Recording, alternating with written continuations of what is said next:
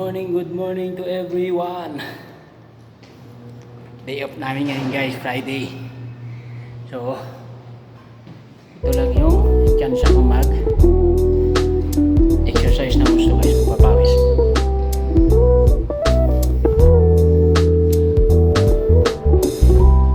Dito lang ako sa accommodation guys.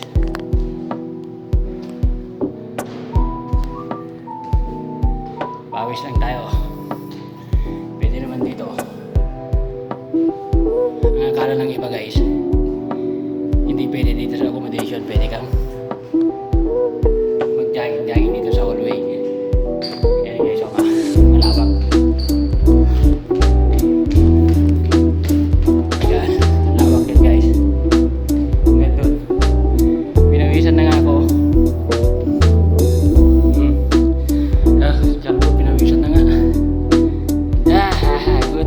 Good morning to everybody, to everyone. Today is Friday, our day off. Ito yung pinaka-special day namin guys, mga OFW dito sa kahit saan sulok ng mundo.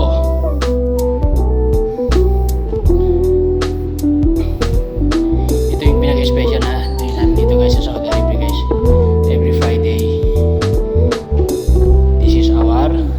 day off.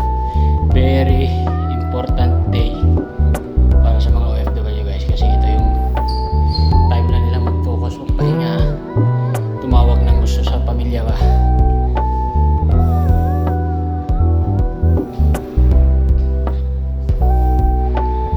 Parang hindi ako halata na 42 na sa itsura ko parang batang bata pa guys.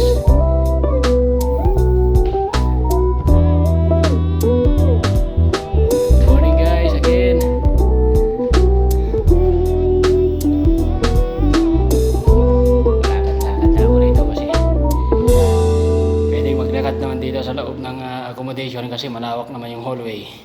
Dito na ako guys. Compare ko dun sa labas kasi sobrang hangin. Malikabok pa kaya hindi ako pumunta sa labas, mag-jogging. Dito na lang ako.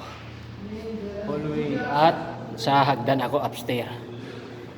Pataas pababa ako guys. Dito sa hagdan na to guys. Yan. Dito ako sa hagdan.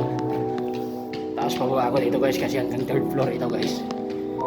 So nakakatulong din ito na mapalakas yung ating binti at yung ating calves. Ayan guys, dyan. Dito na tayo, taas. Maliwanag ngayon sa taas guys, sobrang liwanag. So medyo mainit na sa labas kasi 7 AM na guys ng umaga.